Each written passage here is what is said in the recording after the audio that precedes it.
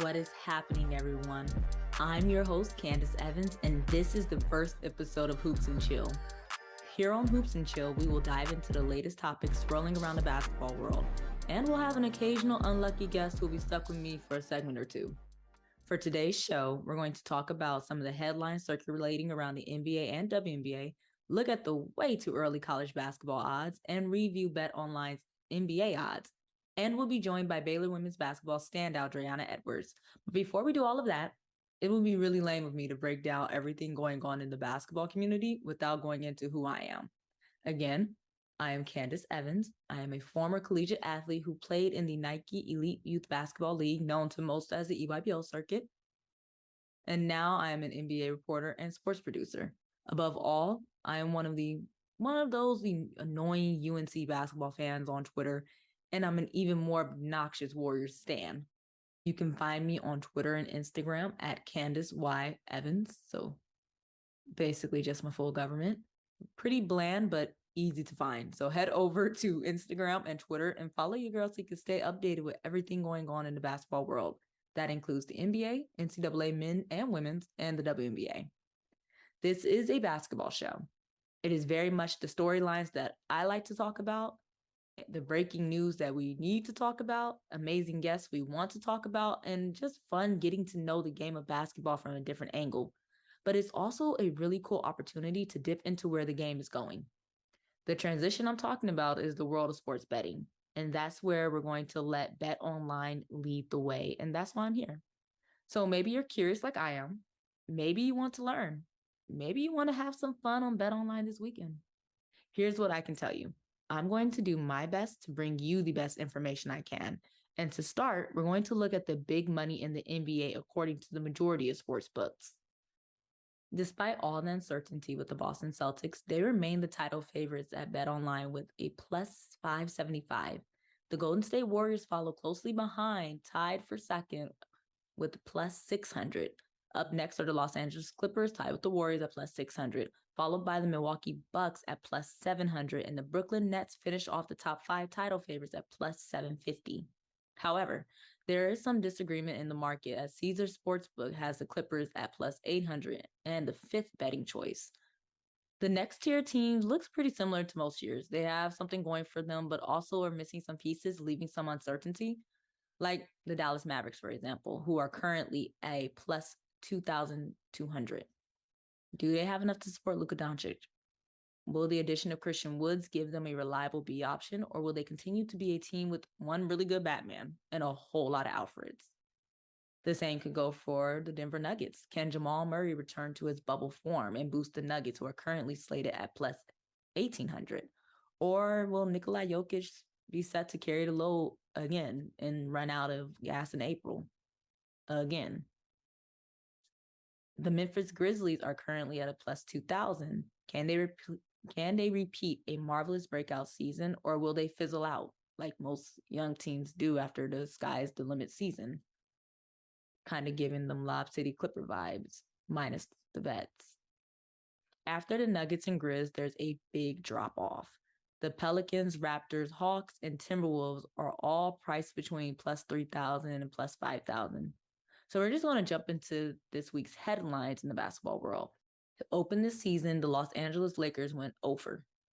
All eyes have been on Russell Westbrook, and he has struggled compared to his MVP output. He outright can't hit an open jump shot consistently. And he's been food on defense. That's just what it is. However, he has been facilitating the ball when the ball is actually in his hands. And he's still a rebounding threat. The conversation around Westbrook has always been interesting because on one hand, he gives so much effort that is naturally energizing to a team. And on the other hand, he is a borderline offensive liability on this particular Laker team.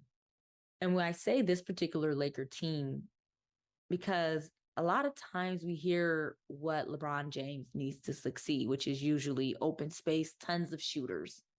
The same could go for Russell Westbrook. If we think about his most successful seasons individually, it's always come when he's had the floor spaced, shooters who more catch and shoot, do not need the ball to get a rhythm. and he's allowed to push the ball and have the ball 60% of the time. High usage, high minutes, ball pounding. The same is for LeBron James. So when you put two guys who need the exact same thing together, one of them is going to have to compromise. And LeBron James is arguably one of the greatest players to ever play the game. Russell's going to be the one that has to compromise. And that compromise hasn't gone in his favor. He can't hit an open jump shot because he's the one that usually gets downhill. And if he's stopped at the basket, he kicks it out. He's not the one who receives the kick out. But instead, the Lakers have put him in the corner to receive that kick out. And we've seen plenty of shots hit the side of the backboard. We've seen air balls. We've seen him just drive into 5 people because he doesn't want to hit the jump shot. He doesn't want to try because it's not his game. But that's what the Lakers are calling for him to do. And that's why the Lakers have lost their first 3 games, 2 of which weren't close. And the last one, they actually had one, and Russell took an ill-advised jump shot, and it went downhill from there against the Portland Trailblazers. Above all, the Lakers' problems, aside from the offensive side, which really roots in their lack of shooting, they haven't found a defensive identity. And if you're not going to be a team of dazzling offense, you have to make your mark on defense. Their 3 stars don't want to play defense, and that's problematic. If it was just one star possibly taking breaks every now and then, it would be doable. But you can't have your 3 stars completely say no to defense. That's the makings of a team that's going to miss the play-in again. Going into the East, the Brooklyn Nets are still considered a title favorite, according to just about every sports book. However, they're also one of, if not the most theatric group in the NBA. Their star point guard, Kyrie Irving, is known for going MIA. And not on the court. When he shows up for work, he's actually a really good basketball player. The thing is, you just don't know when he's going to show up for work. They rock the NBA trading for Ben Simmons without any real idea where his health was physically and mentally. And this past offseason featured a mini coup with the team star Kevin Durant giving the owner Joe Tsai an ultimatum between him and basically the entire front office. And while the coup failed, it left for everyone to wonder, how are the pieces for this Nets puzzle going to come together? They went 500 in the opening week. Granted, they only have 2 games, so they went 1-1. They got completely smacked in the first game against the Pelicans, who, even though they have the young pieces, they're not supposed to be on par with a team with Kevin Durant on it. And yet they were in control the entire game, defensively, offensively. They controlled tempo. They looked like the veteran team. But then Brooklyn bounced back. They had a gutsy win against the Toronto Raptors, a team with veterans, a team with championship experience. It's easy to say it's early in the NBA. Teams' defenses, conditioning, even their offense sometimes isn't as cohesive as it's going to be. But it's also clear that the Nets' offensive identity lies with isolation basketball. And isolation basketball isn't a winning formula. They don't look like an upper echelon team because they don't have a cohesive team. They have passed Kevin the ball, stand around, see what Kevin does. Pass Kyrie the ball, stand around, see what Kyrie does. Oh, Ben has the ball. We know he's either going to pass it or drive it. And even if he drives, he's probably going to pass it. So just wait for Ben to pass it back out. That's not winning basketball. It will be up to Steve Nash to force them to run offense, because they likely have an offense, but it's, historically speaking, Kevin Durant and Kyrie Irving, they want to play isolation basketball, even though it's not winning basketball. Moving into the WNBA, one of the open seats in the league has been filled. The Connecticut Sun's Kurt Miller is leaving for the Los Angeles Sparks, something that came as a surprise for just about every fan of the W. While Miller has coached in LA before as an assistant under Nick Aguilar in 2015, to leave a situation where he was just in the WNBA finals for the second time in 4 years with possibly the entire roster coming back, he's leaving that to go to a team that was a dumpster fire this past season. It's shocking. It is beyond shocking. Granted, there were moments where it appeared that the roster and Miller didn't see eye to eye, especially when it came to the substitution pattern of former MVP Jonquel Jones. As more information will likely come out on that situation, it'll be interesting to see where those two relationship was prior to his decision to leave. And it'll be interesting what happens with Alyssa Thomas, who was the anchor for Kurt Miller's defense and his offense. And she's a free agent. Let's see what the Sparks cap space looks like. Now, Miller is inheriting a Sparks team who went through a mini soap opera this past season. I'll just try to list off the dumpster fire that was the Los Angeles Sparks 2022 season. To start, they brought in two-time champion Jordan Canada from the Seattle Storm. They brought back the point guard from their last championship team, Kristi Tolliver, and they brought in former MVP and current record holder for the most points scored in a single game, Liz Cambage, during this offseason. A move that at the time felt great. Their entire offseason looked phenomenal. That was misleading. Before the season could even start, Liz Cambage got into it with current Spark Amanda Zawiby. Upon arriving, Cambage demanded Amanda Zawiby's jersey number, and when Zawiby declined, she was put on the suspended list for the season. This meant that she remained on the team but would not play, leaving her number up for grabs. The Sparks still owned her rights, making her unavailable to leave for another WNBA team. While the Sparks maintain, and by the Sparks, I mean their then coach, Derek Fisher, maintains that she was not suspended due to the jersey number situation, sources close to the team say that the players on the team were not feeling that situation. To set the garbage on fire, an Australian report came out mid-season that accused Cambage of calling players on the Nigerian national team monkeys during an Olympic exhibition game back in 2021. The remarks were viewed as a racial attack rooted in colorism. The Sparks, being a predominantly Black team, made a tough reconciliation. The low post stars of Shanae and Nneka Ogwumike, being Nigerian, made many question how they felt about the incident. Fisher and Cambage alleged that there was no issue and that she had the support of her team. Fisher even went on to say that he knew about the situation before even getting her. And the lip service was nice, but the chemistry on the court said otherwise, as the Sparks were not winning. Granted, they were still in the playoff race, but considering the big names they had on the team, they were expected to be a top 4 team in the league, and they were barely in the playoffs with Cambage. Fisher was soon fired, and Cambage was left to figure out how to navigate that situation on her own, and she dipped mid-season. Her and the Sparks agreed to a contract, quote-unquote, divorce, leaving the entire league to speculate what's next from her, something that we still don't have an answer for. The Sparks didn't make the playoffs despite needing less than a handful of games to clinch the playoff spot during the final 2 weeks of the season. Currently, they are tied for the worst odds to win the WNBA championship next season, coming in at plus 4,000.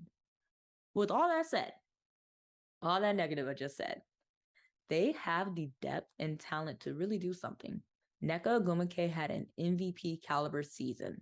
If healthy, Kristi Tolliver is a player who can stretch the floor in the clutchest of moments, i.e. the 2016 WNBA Finals and her time at Maryland. Jordan Canada is a literal dog on defense. She plays a defense that Kurt Miller demands. They will be getting back rookie Ray Burrell, another long player who can stretch the floor.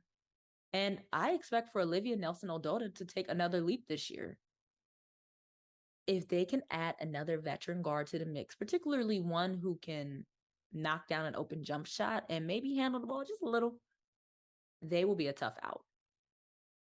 This isn't me saying that they're going to win the championship. But to have them slated to be tied as the worst team in the WNBA for next season, it's not realistic. They're going to supersede that expectation naturally. We're going to head over to the college basketball season and the way too early college basketball odds. Going into the men's college basketball realm, Gonzaga is the favorite according to Bet Online, with UNC closely following. On the women's side, South Carolina is expected to repeat, while Stanford is closely following according to most sports books. It's way too early to tell anything on college basketball. The difference between pros and college is that a lot of college basketball preseason rankings and predictions are predicated on recruiting classes. Granted, who stays played a big deal, as we see in the current favorites, but recruiting classes dominate these predictions. And I can't take recruiting classes into account because the jump from high school and college is something that every McDonald All-American doesn't land. It is what it is. Imani Bates was considered the best player in his class going out of high school, and he had an underwhelming freshman season. UCLA women's basketball has tons of number one recruiting classes over the years, and they have 0 Final Four appearances and only 1 Elite Eight appearance in the last 20 years. Recruiting classes mean nothing until they do it on the court. So I wouldn't rush to place a bet on any team until at least December, if we're being honest. Now, I do have the pleasure of bringing on someone who actually has done it on the NCAA court and has done it well. This person was a 2-time Southwood Player of the Year for Liberty High School in Las Vegas, averaging a double-double in points and rebounds, led her team to 4 straight regional championships and a state championship appearance in 2018, and then committed to Utah University in the Pac-12 and got Freshman of the Year in 2019. She transferred from Utah to Kentucky and was a catalyst in Kentucky's March Madness runs while attending the school, hitting what I like to call the shot heard around the world in the SEC championship game against the then undefeated South Carolina Gamecocks. Above all, this is someone I grew up with, played AAU basketball with for many years, and I consider her family. It is my pleasure to introduce Dre'una Edwards to Hoops and Chill. Dre, how are you doing? I'm doing good. How are you? I'm doing good. We surviving over here. We surviving. Right. Okay, so we're just going to jump right in. Last season, you hit what I believe to be the biggest shot of your career, knocking down the game 3-point shot against the then undefeated South Carolina Gamecocks in the SEC championship game. What was that feeling like on the court, and then after when your interview went viral? Honestly, in the moment, it was like so surreal. So when I shot the ball, it was, you know how in the movies everything is like slow motion. That's really how it felt like in real life. No cap, like everything went slow. Like the ball went slow in the air, the ball went slow through the hoop. But it was amazing, like a feeling like it was undescribable. Honestly, and when I talked in my interview, to be real, I don't even remember like speaking in the interview until I grabbed my phone. I went to the locker room. I'm looking at everybody's DMs and messages, and everybody talking about the interview, and I'm like, what interview are they talking about? And I had to go watch the video. I just started busting up laughing. Like, it was so funny. Oh my gosh. I was in my feelings. People on Twitter, they were, Twitter, they be clowning. I'm like, what? First off, can you guys fight? Okay, I was thinking the same thing. Like, hold on, wait a minute. You see how they post a picture? Like, hold on, y'all trying to do me. Too bad.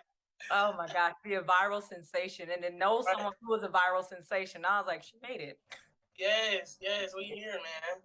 Okay, so you hit that shot, and then it felt like you guys had all this momentum in the world going into the March Madness tournament. Right. And then you get in there, first game happens, you get knocked out by Princeton. What do you think in that short time between the SEC championship game and the first round of March Madness? Honestly, I don't know. Like, I feel like we had a lot of confidence going into the game, but I feel like fatigue played a lot into that because we don't have as many numbers and stuff like that. So I just felt like we were going back to back and playing in the tournament. I think we played 4 or 5 days in a row, 5 games in a row. That could be a lot in college. Like, it tear you down real quick. So I think we honestly was just a little fatigued, and we didn't realize that we would be that tired going into that game. Also, I feel like some calls didn't go our way, but at the end of the day, I feel like fatigue played the best. It was the worst part of it all. Man. Honestly. See, this is the thing that's really tricky with March Madness, because people, they put their bets on, but then they don't think about fatigue. They don't think about how many games you can play. Exactly. Because y'all play bridge. No, for real though. For real.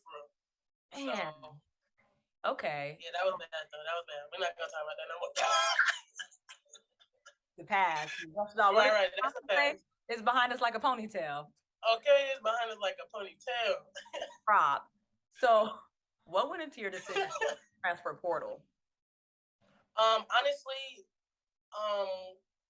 I feel like it was just my I feel like it was my time was up there, honestly. Like I don't know, I just felt like it was time for a new beginnings. You know, I kinda had a lot going on that year.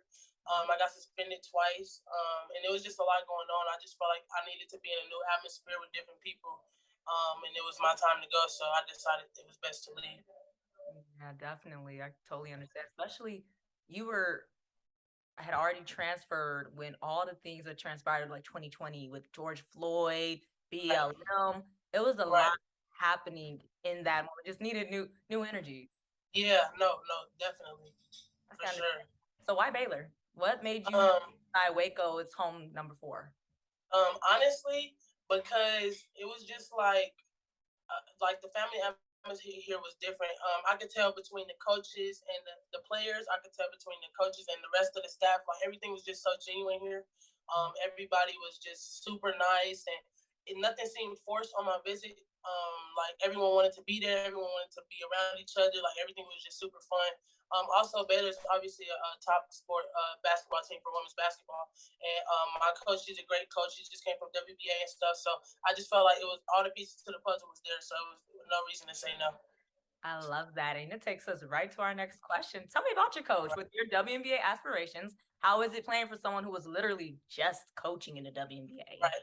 It's actually really I see the difference between like coming from Kentucky and coming here with someone who has experience in the WBA.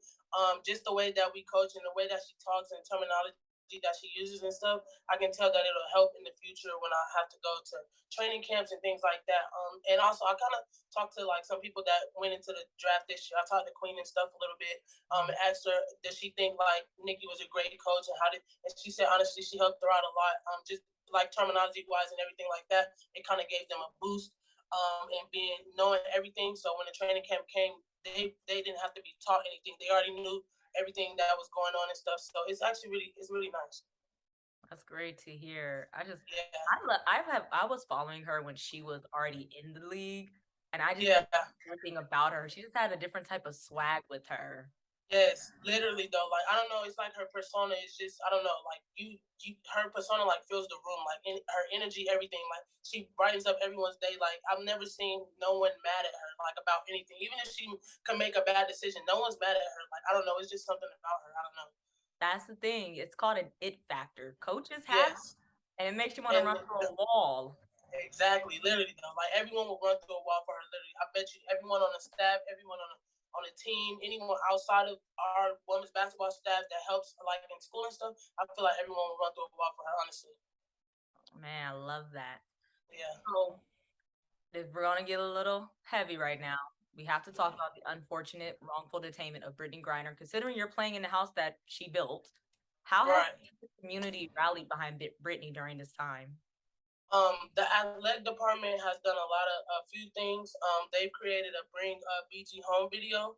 We also rallied our fan base and we prayed for her and to bring her home. They wore We Are a BG pin to Media Day. Coach Nikki did to raise awareness for her also, and they're also planning to retire her jersey when she returns and she's ready for that to happen. So they have a few things in works, and they've been doing a lot of behind the scenes work that no one really sees day in and day out. And honestly, Coach Nikki's been putting in a lot of effort and a lot of work to try to bring her home as well.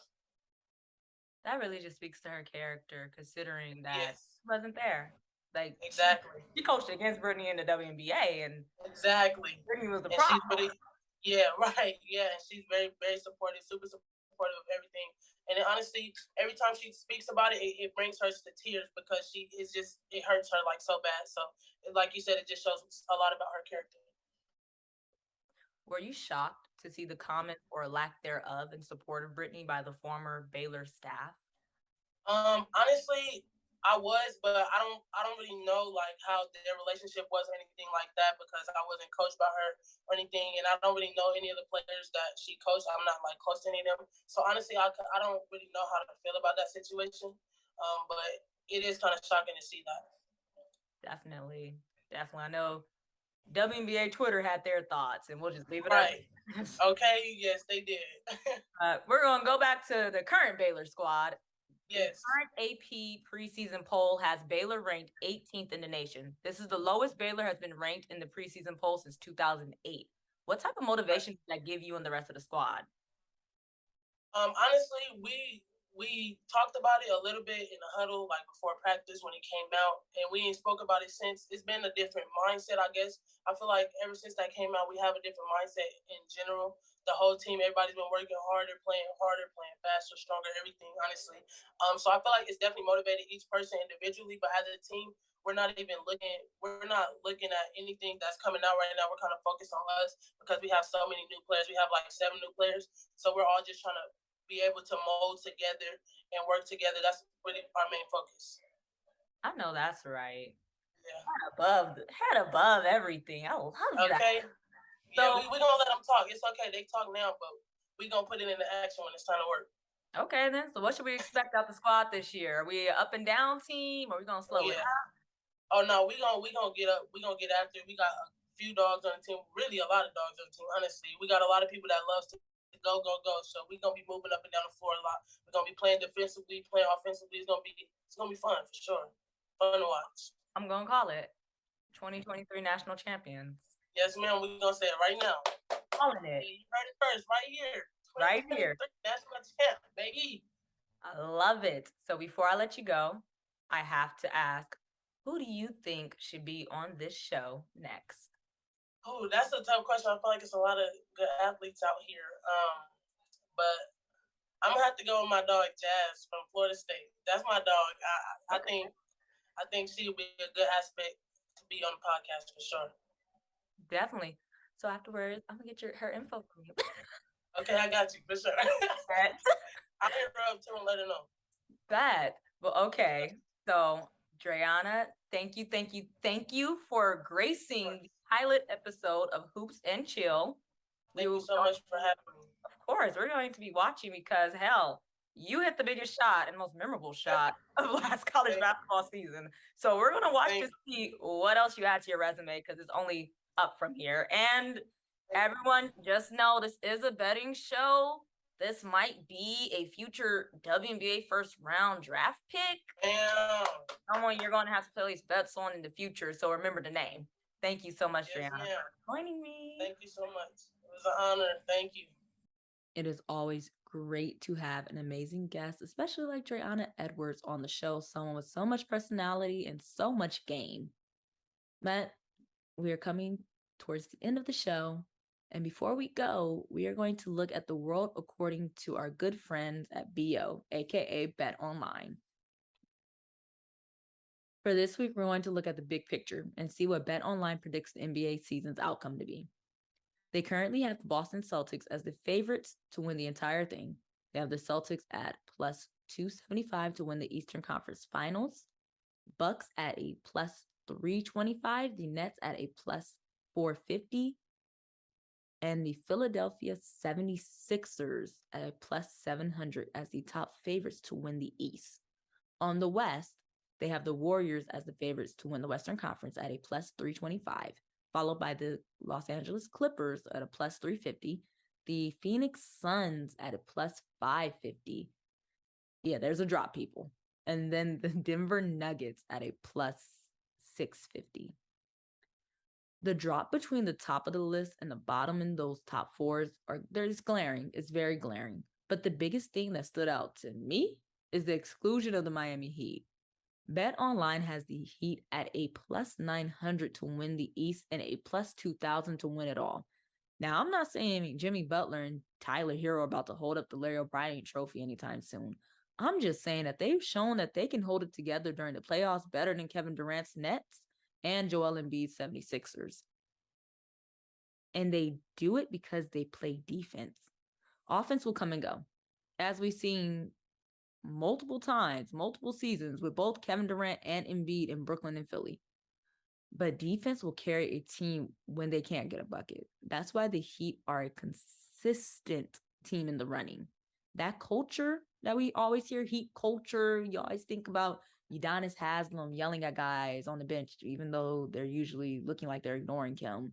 You hear about their tough practices and great conditioning. The Heat culture is really just getting low and locking up, being gritty, doing what it takes to get a stop.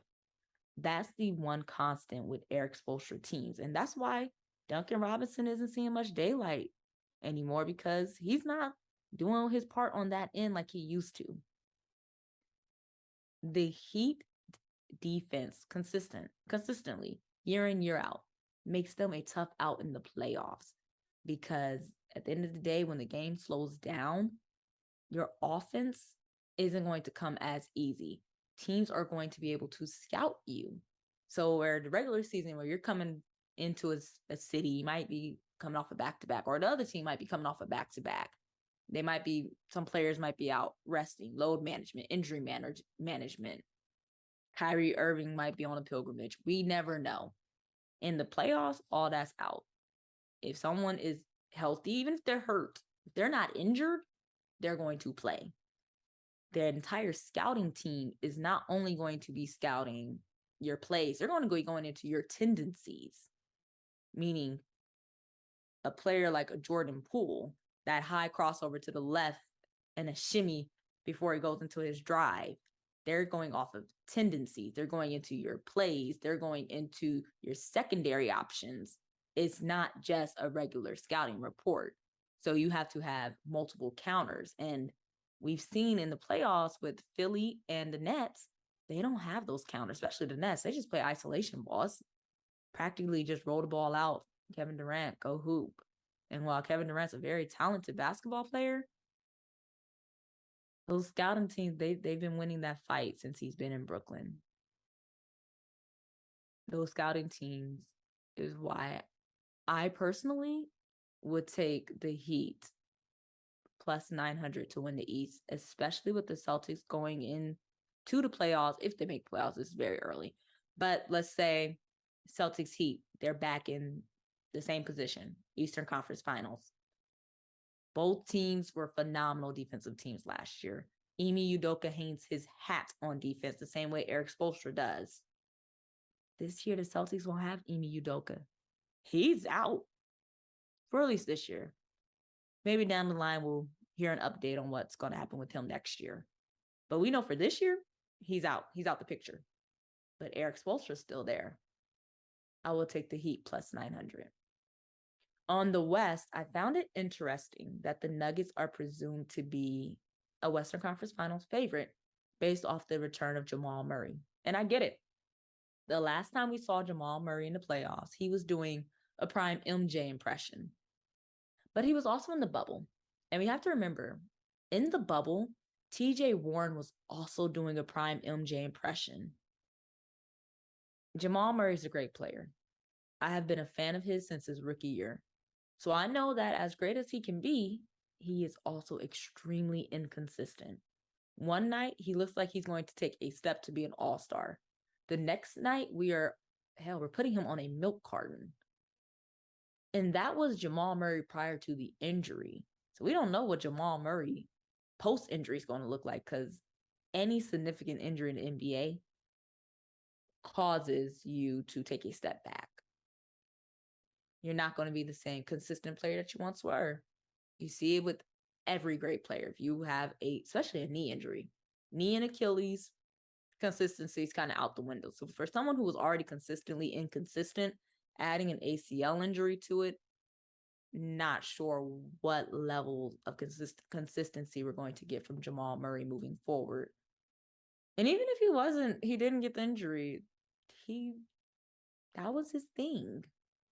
And that's why the Nuggets were always a middle of the pack team outside of the bubble. Is this to say that the Grizzlies and the Mavs are going to be better choices? Maybe not. The same complaints I have about Jamal Murray can be said for the supporting cast of both teams. I guess I'm just not ready to fully hop on the watch out for the Nuggets hype. Time will tell on that one. But I'm confident time will tell that I'm right. And when that time comes, we will be here breaking it down. That is it for this week's episode of Hoops and Chill with Candice Evans. We will be back here next Monday to unload everything going on in the basketball world. Until then, I am Candice Evans. Thank you for joining.